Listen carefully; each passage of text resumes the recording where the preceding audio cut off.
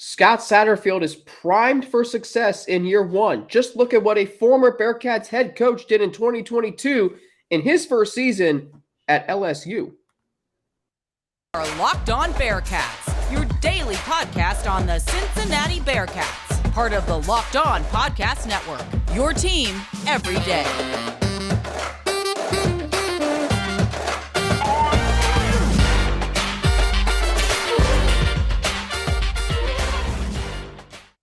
Happy Friday. Thanks so much for making Locked On Bearcats your first listen every day. It's free and available everywhere that you get your podcasts, including right here on YouTube. Today, we are presented by FanDuel Sportsbook, the official sportsbook of Locked On. Make every moment more. Visit FanDuel.com/Locked On today to get started. My name is Alex Frank.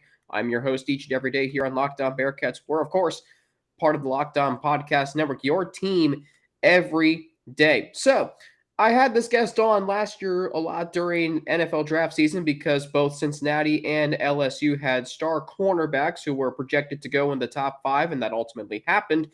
And I wanted to bring her back on because she covers LSU. She is the host of Locked On LSU, and they had a first-year head coach last year who Bearcat fans are very familiar with because he used to be, of course, the head coach at the University of Cincinnati, and she is Caroline Fenton of Locked On LSU. Caroline, it's great to have you back. Always great to have you on Locked On Bearcats. First off, I want to ask you this. So you covered LSU when you were in school there. You cover LSU now as the host of Locked On LSU, in addition to your Nashville sports talk show hosting duties at 102.5 The Game. What was your reaction to Brian Kelly being hired at LSU prior to the start of the 20? It was right around conference championship Saturday last year, 2021. I shouldn't say last year, 2021. What was your reaction to Brian Kelly getting hired at LSU? Yeah. Thanks for having me. First and foremost, always a pleasure to come on with you. I'll be completely honest with you. The hire I was incredibly skeptical of. There were so many names swirling around LSU. The LSU rumors. We heard Lincoln Riley. We heard Dabo. We even heard Jimbo Fisher because, of course, Jimbo Fisher was hired at Texas A&M by Scott Woodward when he was the athletic director at A&M. Scott Woodward is now the athletic director at LSU. So we already knew that there was kind of a pre-existing relationship there. All of those names were kind of swirling around. And Scott Woodward has a reputation for being a home run hitter, for always reaching for the moon with coaching hires. And we see that now at LSU. He hired Kim Mulkey to be the women's basketball coach. They're one of the top teams in the country. Hired Jay Johnson away from Arizona. And of course, now Brian Kelly at the football squad. So I was shocked when I heard Brian Kelly was going to be the next coach at LSU because he wasn't really a name that anybody had thought of. And I really didn't think it was going to be Lincoln Riley. I didn't think it was going to be Dabo. I thought, no. None of those names really make sense. Those aren't really good fits at LSU. I really thought, like, my front runner in my mind was Dave Aranda. Dave Aranda was the defensive coordinator at LSU. He was EC the 2019 national championship season. He had been at LSU for several years prior to going to Baylor. He had a successful season at Baylor. They went to the Big 12 championship, won the Big 12 championship. And I thought, you know what? Bring Aranda back. Everyone knows him. Everyone loves him. He's a proven commodity at LSU. So Brian Kelly was just kind of out of left field. The initial reaction around LSU fan bases was, this is a terrible fit. Like, this is a horrible culture fit. Because anybody who's unfamiliar with Louisiana is unlike any other place in America. It has its own culture. It has its own lifestyle. It has its own way of life. It has its own language and food. You get it. I do. And it was kind of an odd shift moving from one coach who is literally the state of Louisiana personified and at Orgeron, to a man who had spent his entire coaching career in the Midwest, who grew up in Boston. So a lot of people said it wasn't the right culture fit. I always looked at it like, I don't care where you're from, because Nick Saban spent his entire career before going to LSU and to Alabama. He spent his entire career in the Midwest as well. He spent time at Michigan State. He was kind of new to the Southeast. So I said, I don't really care where you come from. The culture at LSU was winning. So if you can win, we'll like you.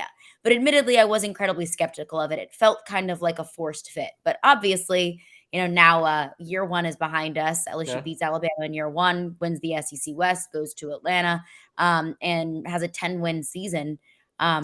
Couldn't be more pleased from what you've seen in year one of Brian Kelly. We'll get to what LSU did last year because I want to ask you about that. But It's interesting, Caroline, because I remember when Brian Kelly was hired at LSU. I remember, and Bearcat fans remember this week vividly because this was 2021 Conference Championship week. The Bearcats are one win away from presumably going to the college football playoff as a G5 team, and that was a big deal. So it was a Monday night, and I'm at my grandparents' house for dinner, and one of my former colleagues at Cincinnati at our student-run media organization texted me, "Red alert." I'm like, "What?"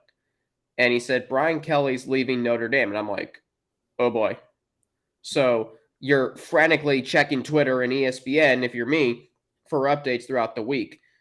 Thankfully for Bearcat fans, Luke Fickell doesn't get the job in Notre Dame. Marcus Freeman did. Brian Kelly goes to LSU, which I was like, why would you leave Notre Dame for LSU when you have to coach in the SEC West, Alabama? Well, let me ask you this. You mentioned that there was a lot of skepticism on your part and that it wasn't a culture fit. What were your expectations for Brian Kelly going into year one last year at LSU? I said it on Locked On LSU, one of the episodes this week. I said it was really tough for me to establish expectations because this wasn't just a coaching change. I mean, this was a culture shift within the franchise of LSU football that had really been going on ever since the 2019 championship season. So it was really tough for me to have expectations. You move on from Coach Edward. Yep, exactly. We know him, we love him, Joey B. You go from losing such a massive, part of your core from that 2019 season, not just on the field, but also coaches as well. You go into 2020 coming off of the highest of highs that you could have as an LSU football fan, coming off of probably the most successful and impressive college football season in the history of college football. And then you open up the season against Mississippi State and KJ Costello throws for over 600 yards and you lose in one of the most embarrassing games that you could imagine. So, I mean, that was the state of LSU football at the time. Was we just went from the highest of highs to the lowest of lows, and we didn't really know what the light at the end of the tunnel was. You lose a ton of players. I know recruiting in Louisiana is always going to be strong, so you still had some pretty strong pieces, but really, Brian Kelly was coming into a team that in January in the Texas Bowl only had 30-something scholarship players playing. To put that into perspective, you usually have about 80. So Brian Kelly was coming into an incredibly barren football team. There were a few proven commodities, B.J. Ojolari, Ali Gay, Jaquelin Roy. That defensive line was really kind of the core of this team. Keyshawn Booty, Jack Besh, a couple of turnover players from the years past. But for the most part, we didn't know who was going to be the quarterback. We didn't know who was going to be playing in the defensive backfield. We didn't know what the coaching staff was. So many question marks surrounding that team. So I remember in July at the SEC Media Days, somebody asked me, what do you think that LSU's record is going to be? I said, I'm going to be completely honest with you. I think it could be anywhere from 6-6 to 10-2. I have no idea. I wouldn't be surprised either way. I really thought kind of that sweet spot for LSU was at 8-4, probably with losses to Alabama, losses to Texas A&M before we knew that Texas A&M was going to be a train wreck this past season. So I thought it was going to be a fairly average year for LSU, and it proved to be better than average, even though the regular season record was 9-3. It was a much better season than I think anyone could have imagined. And it didn't come without its ups and downs. It didn't come without its really scary moments and, way too close for comfort kind of games. But my expectation for Brian Kelly, it's really tough for me to answer because I don't even know if I really had one. My expectation for Brian Kelly was really just, what can you show me in year one? What can you show me what you can do with this roster that really felt completely barren going into it? How can you show me that you're building a foundation for the future? And Brian Kelly showed me more than that. I think that's what a lot of Bearcat fans feel right now, Caroline. I think you just touched on a lot of the fan base that I've been hearing and the fans that I've talked to. I was at a UC alumni event on Tuesday in Columbus, and I asked a lot of people there, what do you think of Scott Satterfield? What do you think is going to happen year one? And they think he's a weak but safe hire. That's what really stood out to me. But I think, Caroline, the people that I talked to, there was a press conference yesterday as we record this Thursday night, so earlier Thursday. I'm talking to my colleagues on the Bearcats beat, and they think 6-6 is a reasonable record. I have them right now at 7-5, just because I think they're going to be a little bit better than some people might suggest because of how good of offenses Scott Satterfield had in Louisville. But I think what's so interesting is I really do think, like you thought of LSU last year, this Bearcats team could be anywhere from 6-6 to maybe 9-3. That was my best case scenario that I gave. Now you touched on what happened at LSU last year. We'll get into that. There was a puzzling description of Brian Kelly last. I think it was in the spring, at least that I found puzzling, but it ultimately translated just as Earth, Wind, and Fire remembered the 21st night of September. LSU fans remember the fifth night of November of 2022. We will get into that after I explain how this episode of Locked On Bearcats is brought to you by FanDuel Sportsbook. The midway point of the NBA season is here, and now is the perfect time to download FanDuel, America's #1 sportsbook, because new customers get a no-sweat first bet up to $1,000, and that's bonus bets back if your first bet doesn't win. Just download the FanDuel Sportsbook app. It's safe, secure, and super easy to use. Then you can bet on everything from the money line to point scorers and threes drained. Plus, FanDuel even lets you combine your bets for a chance at a bigger payout with a same-game parlay, so don't miss the chance to get your no-sweat first bet up to $1,000 in bonus bets when you go to FanDuel.com/lockedon. That's FanDuel.com/lockedon to learn more. Make every moment more with FanDuel, an official sports betting partner of the NBA. Hey, thanks again for making Locked On Bearcats your first listen every day. Make sure you check out our brand new podcast, Locked On College Basketball. Everything you need to know about basketball in one place. Plus, hear from big-name experts, insiders, coaches, and players. Locked On College Basketball is available on YouTube and wherever you get your podcast. Caroline Fenton of Locked On LSU, my guest today, a St. Louis native. Arch Madness back again this weekend. Arch Madness, the Missouri Valley Conference Tournament, a local school from where you are right now, Caroline and Nashville. Belmont in their first season in the MVC, hoping to make a run in that tournament this weekend. Actually talked to Casey Alexander today. Yeah, how about that? Casey Alexander, head coach at Belmont. By the way, how about Vanderbilt messing around and beating Kentucky earlier this week? Pretty crazy. Only the third win in Vanderbilt history at Rupp Arena. I believe that is correct. I would be shocked if it's even 3.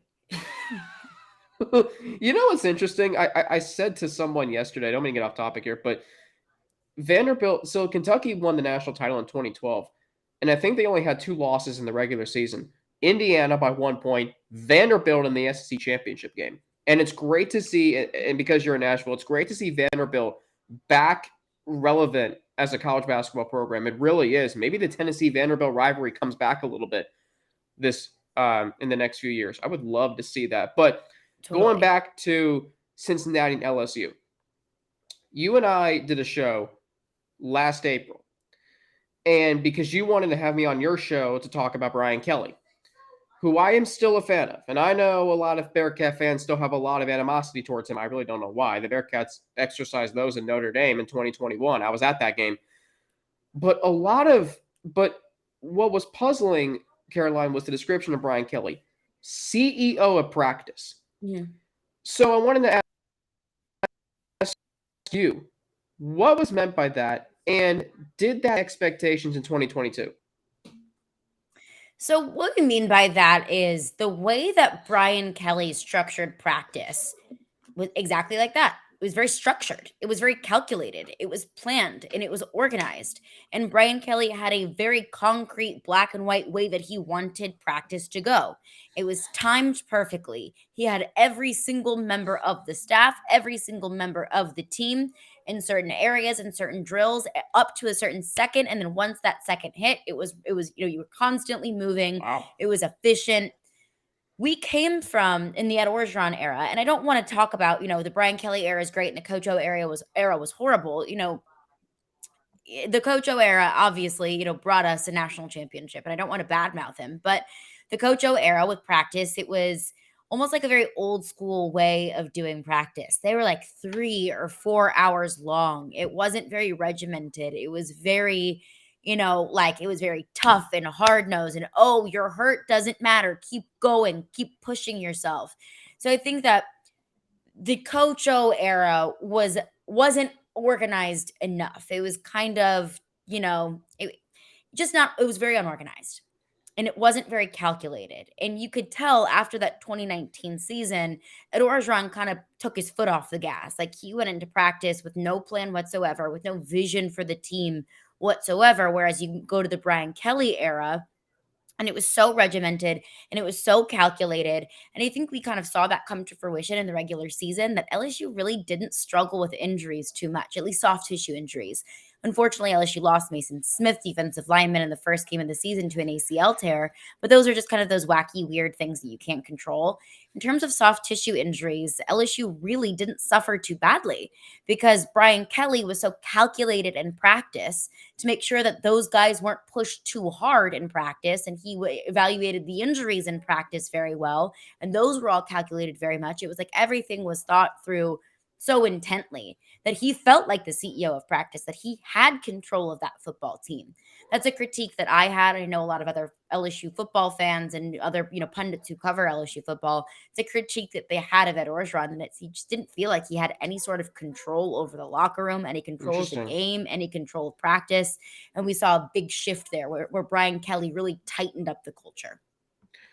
Well, wasn't there when Ed Orgeron was there? You talk about practice being more structured under Brian Kelly. I mean, wasn't there a practice when Joe Burrow was there where he fought? I think it was either, correct me if I'm wrong, it was either Patrick Queen or Devin White that he was like, I think he fought him at practice or something like that.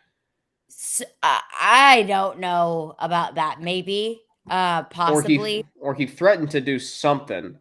I think it was just the competitor and him. I think I'd have to go back and read where I found this. That just came to my mind. Possibly, maybe just so. now. Which and that was the problem. And there are certain things that when you get passionate in practice and you get guys that love the game, feelings come out, emotions come out. I know that Patrick Queen and Devin White have nothing but respect for Joe Burrow and vice versa. But maybe so. I don't know for certain, but yeah. Okay, Patrick Queen has respect for Joe Burrow. Then that dirty shot he took at him in the playoffs this year, where he went right at Joe Burrow's knee in the wild card game against the Ravens. Okay, well, now that they're on division rivals, maybe all's fair in love war and football. Maybe things, okay, that's a topic for another day. But let me ask you this: so the season for LSU happens under Brian Kelly, first-year head coach. They lose that heartbreaker to Florida State. I remember watching that game at my mom's Charleston place. Felt so bad for you. Felt so bad for everybody associated with LSU. Thank you. Season goes on. They lose. They get crushed by Tennessee. Mm-hmm. Then they beat Ole Miss, and I'm like, okay, this team is. No one's talking about LSU. They beat Alabama, which I personally love because I can't stand Alabama. Sorry. I think Luke Robinson's the host of Locked On Alabama. Sorry, yeah. Luke. But Zach Blackerby, our channel manager, is probably praising me right now, and you. So they beat Alabama, and you said on Twitter something along the lines of, might mess around and beat Alabama on my first year as a head coach. So, and that was in reference to Brian Kelly. That was a great night. And all of a sudden, I'm like, if LSU somehow wins the SEC, they're going to go to the playoff. And they had 2 losses, but you win the SEC by beating Bama and Georgia and Ole Miss. How could you not go to the playoff? The path for LSU was after they beat Alabama. That's when we could have the realistic talk about, okay, could LSU be the first 2-loss college football playoff team? How often would you have LSU? Sorry. How often would you have that discussion on your show? A good bit. That week after Alabama, and then it was Alabama, and then UAB, Texas A&M. So I said if LSU can win out, and then they can beat Georgia in the SEC championship, they are absolutely a contender to be in the college football playoff. And remember, at this point, when I was having these conversations, Tennessee had not yet lost to South Carolina. So there was a huge conversation after LSU beat Alabama about which team would get in. A 1-loss Tennessee team against Georgia, or a 2-loss Tennessee team if they do beat Georgia in the SEC championship. And there was a whole lot of back and forth about that.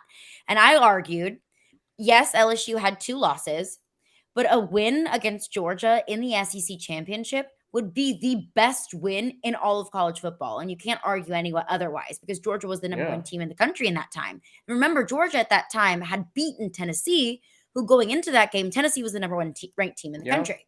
So if you beat Georgia in the SEC championship, that's the best win in the country. And two, you are the conference champion of the most competitive conference in all of college football.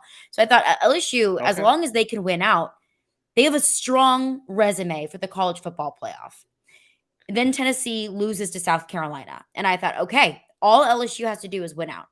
Win, or you beat A&M, beat Georgia in the SEC championship, and you're probably in, which is a lot easier said than done. And then, of course, the clunker, the horrible game against Texas A&M, losing that game inexplicably at the end of the year. They lose that game, and I say, okay, the path to the playoff is gone.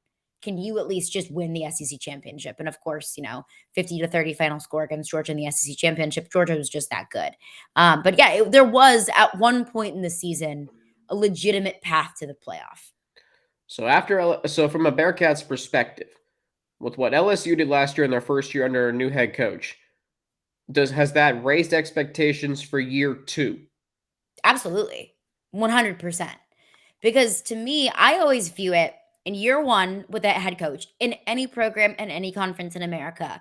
In year 1, show me what you can do. Show me the foundation, show me the recruitment, the recruiting classes that you're bringing in. Just show me that you're establishing your program. Year 2 is when I'm like, okay, now you show me what you got. Year 2 is when you really prove yourself. I would use Josh Heupel at Tennessee as an example. I think that he kind of showed that, cut and dry in year 1. Kind of showed you, he established it a little bit. It was a 7-6 year for Tennessee. They went to the Music City Bowl, but they at least showed improvement from the Jeremy Pruitt era. Year 2, Tennessee was number 1 ranked team in the country at one point. So I think Josh Heupel kind of proved to Tennessee fans in year 2, I'm the guy. In year 1, Brian Kelly showed us that. So in year 2, it's show me that it wasn't beginner's luck. Show me that you can do it again. Show me that you can be a consistent contender and consistently win games in the most competitive division in the most difficult conference in all of college football. Do it again. I need a bigger sample size than just year 1. I always say success is not linear and growth is not linear, especially in college football. So if LSU doesn't beat Alabama for the second year in a row, which is incredibly difficult to do, but LSU still shows promise and they still show consistent growth year over year, whether that's a trip to Atlanta every year or not. I think LSU fans are going to be pleased. But if LSU goes off of this, this Cinderella year with Brian Kelly, 9-3 in the regular season and a berth to Atlanta, and then they turn around the next year and win 7 games, I think LSU fans are going to be really concerned. And that's when questions are going to start to come up. Because, at LSU, if you don't win, you're on the hot seat. And it doesn't matter if it's one down year. You're on the hot seat. Ed Orgeron was fired just a year and a half removed from national title. So I think Brian Kelly understands those expectations. And I think that's ultimately why he came to LSU, was because of the expectations. But I would say that the now that the bar is set in year 1, it can only go up from there. It is interesting, Caroline, and I've had this conversation multiple times in the past few weeks, how hard it can be for teams to build off breakthrough seasons. And I think you living in Nashville can understand that first off with LSU. Since they won the national championship or after they won, they weren't very good in 2020. They were okay in 2021. Last year, they had a pretty good season. You live in Nashville. You cover the Titans and the Predators. The Titans have not won a playoff game since going to the AFC Championship game in 2019. The Predators went to the Stanley Cup Final in 2017. They have not been to the Western Conference Finals since. In fact, they've only won 1 postseason series since they went to the Stanley Cup Final. And I say all of this because it's hard to build off breakthrough seasons because, as you mentioned, expectations are raised. I've been through it as a Bengals fan. I've been through it as a Bearcats fan. I've been through it as a Reds fan. FC Cincinnati might have the same thing happen to them this year in MLS. So it is interesting to me what you just said about when expectations are raised, it can be difficult for programs to build off a breakthrough season. I think that's what happened in Louisville with Scott Satterfield. I want to ask you about him and what you think about the Bearcats hiring Scott Satterfield. I want to ask you a generic question that I've also touched on here on Locked On Bearcats. Best case and worst case scenarios for a first-year head coach. And maybe if Scott Satterfield can duplicate what former Bearcats head coach Brian Kelly did at LSU last year. I will get into all of that after I explain to you how. This episode of Locked On Bearcats is brought to you by Built Bar. Looking for a delicious treat but don't want all of the fat and calories? Then you got to try a Built Bar. We just got through the holidays, and I know my goal is to eat a little healthier this year. Are we still talking about the holidays and New Year's resolutions? Because it's already March 3rd. If you're like me, where you want to eat healthier but don't want to compromise taste, then man, I've got just the thing for you. You got to try Built. With Built, healthy is actually tasty. Seriously, they're so delicious for you. They're so delicious you won't think they're good for you, but they are. Perfect for your New Year's resolution. We still talking about those? What makes Built Bar so good? Well, for starters, they are all covered in 100% real chocolate. That's right, real chocolate. And they come in unbelievable flavors like churro, peanut butter brownie, and coconut almond. Maybe they'll make a gumbo flavor eventually. Caroline, that's for you. Louisiana. I'm not sure how Built does it, but these bars taste like a candy bar while maintaining amazing macros. And what's even better is that they are healthy. Only 130 calories and 4 grams of sugar with a whopping 17 grams of protein. And now you don't need to wait around and get a box for years. We've been talking about ordering your Built Bars at Built.com. Well, now you can get them at your local Walmart or Sam's Club. Caroline, you still shop at Sam's Club? I haven't shopped there in years. That's right.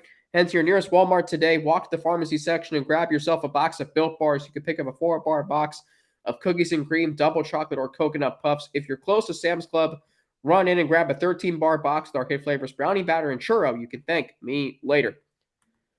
Yeah, it's interesting. I got this craving, Caroline. I don't know if you've been to Sam's Club, but they serve this really good pizza when you shop, like full slices of pizza. They got a craving for one the other day, and I'm like, yeah, I don't think that's good for me. I'm a Costco girly. Okay, But I love Costco. I love Costco pizza. I'll go into Costco and just get pizza or just get a smoothie. All right. Okay. Now that's now they should. Okay, so they should Built Bar should make, and this I'm being serious. They should make a gumbo flavor, and since you're a St. Louis native, they should make a St. Louis ribs flavor. I don't know how much I would love that in bar form. I think if I'm craving some gumbo or some St. Louis style ribs, I might just go for the full thing. But it would be nice if there was a healthier alternative. If only there was. I was talking at the UC alumni event the other day. Like, yeah, barbecue tour of Chicago, Memphis, KC, and then Texas. So I mean, and now the Bearcats are in the Big 12. I'm gonna be going to Dallas hopefully every year for the Big 12 title game, Big 12 media days, KC for basketball, Big 12 tournament, which that conference is going to be a dog next year, and it's already all won this year. Good barbecue places. Yes, but Nashville's got good barbecue too. I can concur with anybody who thinks that, including you. So yes, back to Cincinnati. I mean, we could talk about food all day on the show if we wanted to. I might do a Locked On Bearcats food special this offseason when there's like no content. Maybe I'll do that. All right. So best case and worst case scenarios. Just a generic question for you. What is, in your opinion, a best case and worst case scenario in terms of records, in terms of recruiting, in terms of success on the field, bowl game, championship, whatever? What is your generic definition of best case and worst case scenarios for a first-year head coach in college football? Well, obviously best case scenario would be going 12-0, winning your conference championship, going on to the college football playoff. Exactly. That is best case scenario for a first-year head coach, a second-year head coach, a 51st-year head coach. That is best case scenario for anybody. But if we want to be realistic, but also, to be totally fair, I didn't think it was realistic for Sonny Dykes to be undefeated in the regular season. Didn't win the conference championship. Let's not forget that. Does he get a berth to the college football playoff and compete for a title? That's best case scenario for any coach. But if we want to be realistic, I'm not as familiar with Cincinnati football as you are, your listeners are, as I am of LSU football. I don't know if the Cincinnati roster or program is currently equipped to make a run for the college football playoff. Yet I probably would have said the same thing about TCU, just being, an outsider looking in. Yeah. But I would say best case scenario for any first-year head coach, give the fans hope. Give the fans promise. Make fans feel comfortable about you being hired, about you being the head coach of the future. And that can come in the form of record. That can come in the form of how you play week over week. For example, LSU against Florida State, they looked not very good. They looked confused. They looked unprepared. Two muffed punts, a blocked field goal, a blocked extra point. Like anything that could have gone wrong for LSU special teams did. And really just defensively, sloppy tackling. Offensively, it looked like, people just didn't know their roles. Fast forward to a 3-game stretch against Ole Miss, Florida, and Alabama, and LSU looked like they could compete with best teams in the country. So that's what gave us hope. Was week over week, month over month, LSU started looking like a better team. They improved every single week. And like I said, improvement isn't linear, and it wasn't the case for LSU either. The improvement wasn't linear, but I think that that's what you can hope for is make me feel good about your hire. Improve week over week. Recruiting is key. Can you consistently get top talent? Can you keep talent in state going to Cincinnati? Can you pick out some 4 and 5 stars from around the country? Can you see a clear vision for how the team is being built? I think that's what you can ask for, and that's a very fair, realistic, good expectation for a first-year head coach is how are you building for the future? I think worst case scenario for a first-year head coach is they start to do damage to the program where they don't look good, where recruiting isn't very I'll give you an example. Auburn. Auburn is in a worse off shape now than they were, a couple years ago because they made the wrong coaching hire because Yeah. they didn't put recruiting at a high priority because they couldn't find a quarterback to get in the room and fully commit to that quarterback and develop that quarterback. So I think Auburn has some work to do because now they've taken a few steps back. They need to take leaps and bounds forward to get back to the point where they want to be. I think that's worst case scenario is you have a new coach coming in that doesn't prioritize the thing that needs to be prioritized. And it starts to take your program starts to take a few steps back. I think that's absolutely worst case scenario. I wish I could put, a more qualitative assessment of that of, a record or you should be a top 10 recruiting class. I just don't think that that's necessarily fair. I don't think that all records are created Yeah. equal. I would say that's more so from a 360-foot view, a more qualitative view of a first-year head coach of can you just show me that you're making progress? Can you show me that we made the right hire? And that comes in day-by-day progress, week-by-week progress, year-by-year progress. So last year, Caroline, there were 29 first-year head coaches, including Brian Kelly. 12 of them had winning records. 5 were 500. So 17 of your 29 first-year head coaches finished 500 or better. That's pretty good. So, and we know Sonny Dykes, you mentioned him. He took TCU from 5-7 to the national championship game. I won't even say what happened there because that was bound to happen, and it did. We all knew it was going to happen. I think you're totally right on that. I turned the game off at halftime. I'm not going to lie. So it's interesting, Caroline, the worst case scenario description you gave because Bearcat fans remember Tommy Tuberville, and he didn't prioritize recruiting. Well, what's made Cincinnati football so great over the last 20 years is their ability to recruit in state. I mean, Ohio is a powerhouse when it comes to football. And I think it's also interesting what he said, don't damage the program. I think a lot of Bearcat fans might start to think, and I kind of felt this way in Bearcats basketball, and I'm going to touch on this next week or sometime later this offseason. Bearcats basketball, John Brandon, head coach in year 1, even though the Bearcats were still good, they were still a fringe tournament team. We'll never know if they would have made it or not because COVID canceled everything before it happened. But you saw cracks in the program start to become bigger, and it just led to even bigger cracks the following season. And by the time Brandon was fired, the damage had been done, and it's still in recovery mode. Now, Caroline, I'm not sure how much of Bearcats football you follow. I know you follow the Bengals because Joe Burrow and Jamar Chase, and I mean maybe Justin Jefferson will somehow get over here eventually. By the way, Jamar Chase's birthday was on Wednesday, so happy birthday to him. 23, Happy birthday. 23 years old. It's a I believe baby. he's still only 20. Yeah, I remember when he was drafted at 21.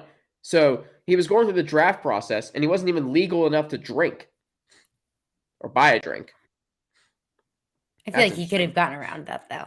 Well, okay. But I'm not sure how much Bearcats football you know and follow, but they're going to the Big 12.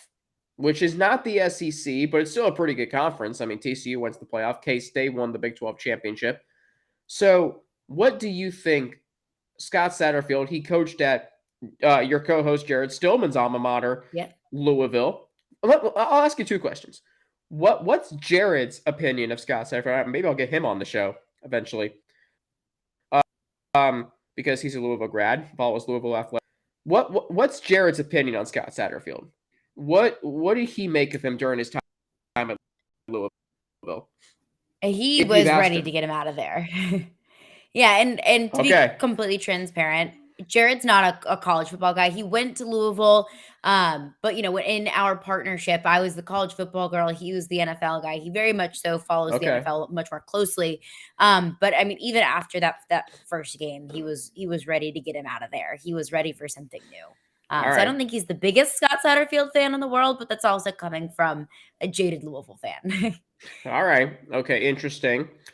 But what do you think Scott Satterfield's going to be able to do in his first season with the Bearcats? They're going to the Big 12 schedule. They do play Pitt in non-conference play. What do you expect from a 30,000 foot view of Carolina, the Bearcats next year? Yeah, it's a really good question because Cincinnati's about to go under a lot of change. Going through a head coaching shift is a lot of change in and of itself because you probably have an entirely new coaching staff coming in. You probably have a good bit of your recruiting staff that is changing. You've probably had a lot of players enter the transfer portal. And to be completely honest, I haven't covered Cincinnati football close enough to know how many players may have left or have come in or your recruiting status. But I would just say, just as a general note of coaching changes, there's probably a mass exodus that happens, rightfully so. Those There players was. got recruited by that coach. That coach leaves, they don't want to be there anymore. Totally fair. So you have that change happening within your organization, within your locker room. And then, oh yeah, by the way, you're also changing conferences and you have a completely new schedule. You have completely new rivals. So I would say taper your expectations because it's not just a first year head coach. It's not just trying to plug the holes on your roster that were created by those players entering the transfer portal or by recruits that decommitted because they didn't want to go to Cincinnati anymore when the coach that recruited them and Luke Fickle isn't going to be there anymore. And that's so fair. So you have those changes, then also getting acclimated to I would say, an ascension of competition. Going from the AAC to the Big 12, your schedule just got that much more difficult. And that's no Yeah. knock on the AAC, but the Big 12 as a whole just has more quality opponents. You've also got some non-quality opponents in there as well. But I even look at like Kansas this past year. Kansas was really impressive. That's not going to be an easy game every single year.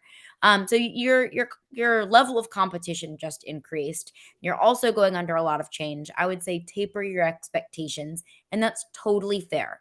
I would also say give him some time. Give him some time to be able to get in there, to create a culture, to get his guys in there, for the fan base to get acclimated to the Big 12 and realize, okay, these are the weeks every single year that we're going to be circling. Let Cincinnati develop some rivalries. I'll use LSU basketball as a parallel. This time last year, you know, Will Wade just got probed, like an FBI probe, and it was all of these NCAA violations. He got fired at LSU, and by April, LSU didn't have a single scholarship player left on that roster. Matt McMahon comes in after a very decorated career at Murray State, and he wins 2 games in SEC play. And while I know that there are some LSU fans that are frustrated by that, I have to remind them and say, look, remember where this program was just a year ago. It's going to take Matt McMahon some time to get his guys in there to do a little bit of cleanup work.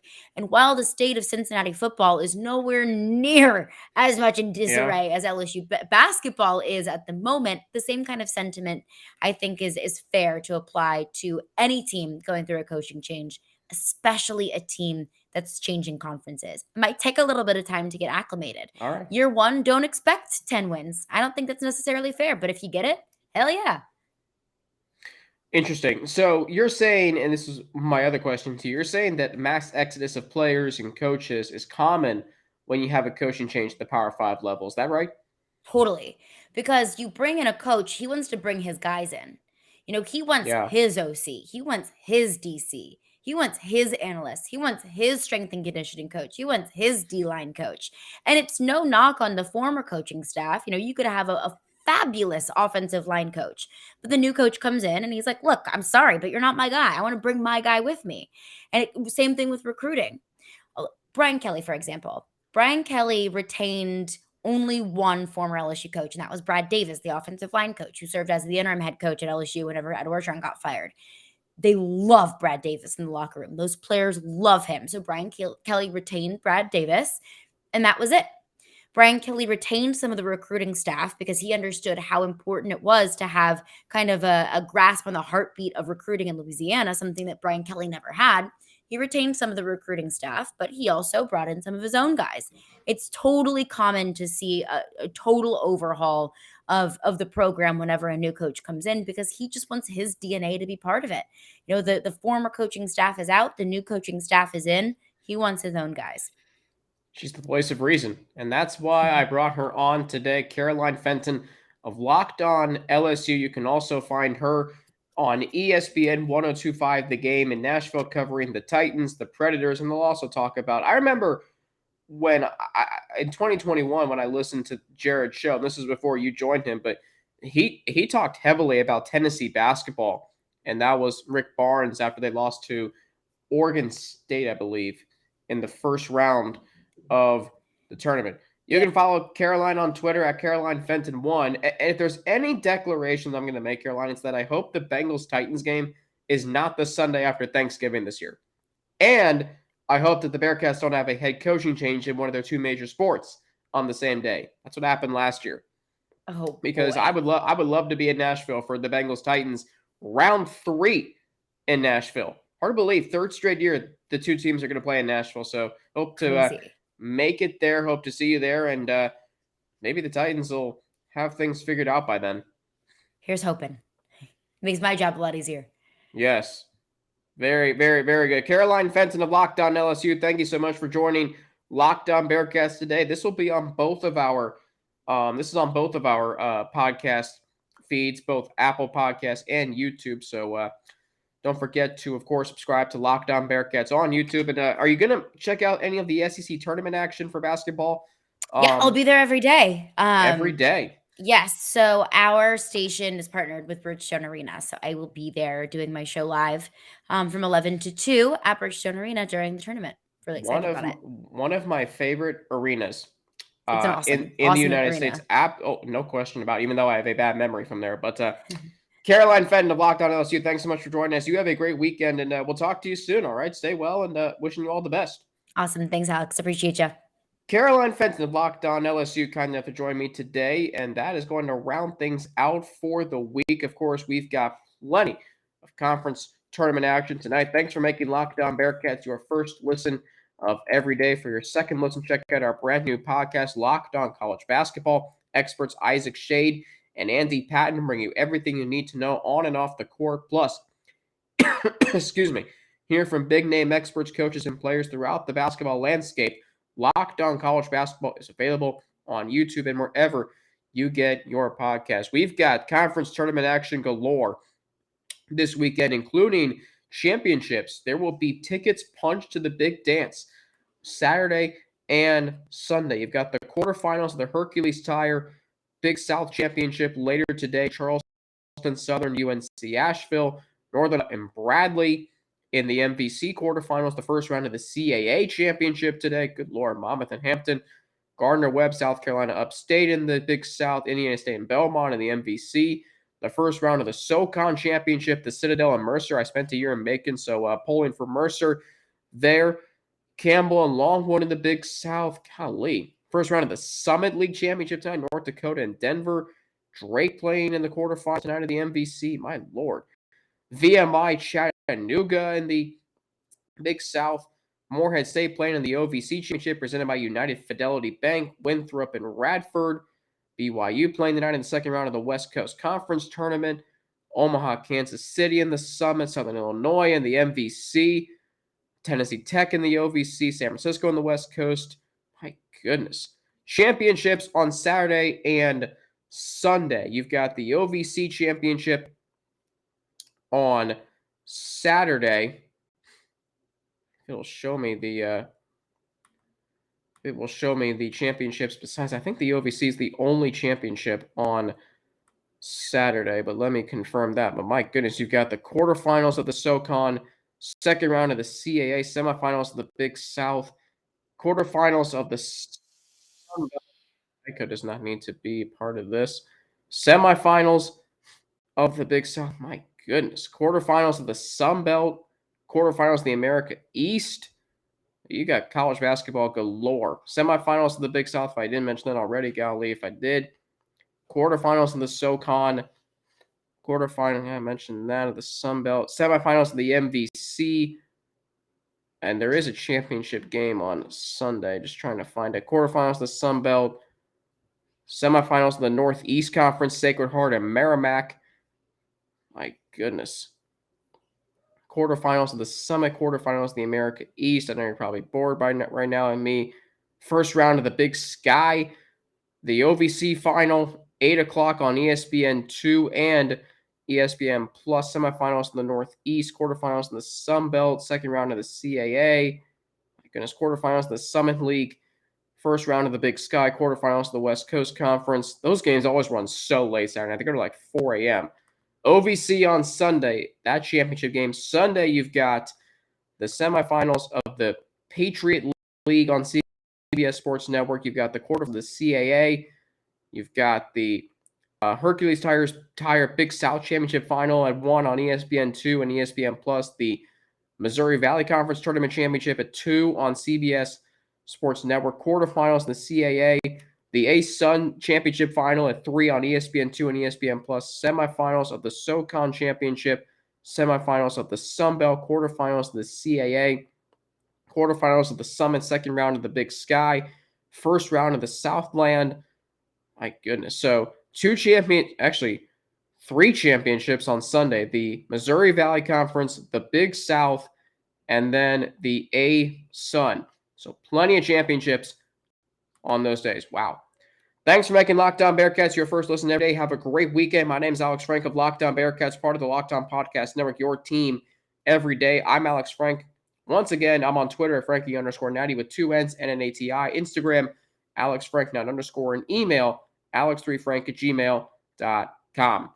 Thanks for making Locked On Bearcats your first listen every day. Back on Monday, looking ahead to spring practice for the Cincinnati Bearcats football team. More from the press conference Thursday with Scott Satterfield, Brian Brown, Brad Glenn, and Dante Corleone. Until then, have a great weekend. I'm Alex Frank of Locked On Bearcats, and I will talk to you all on Monday.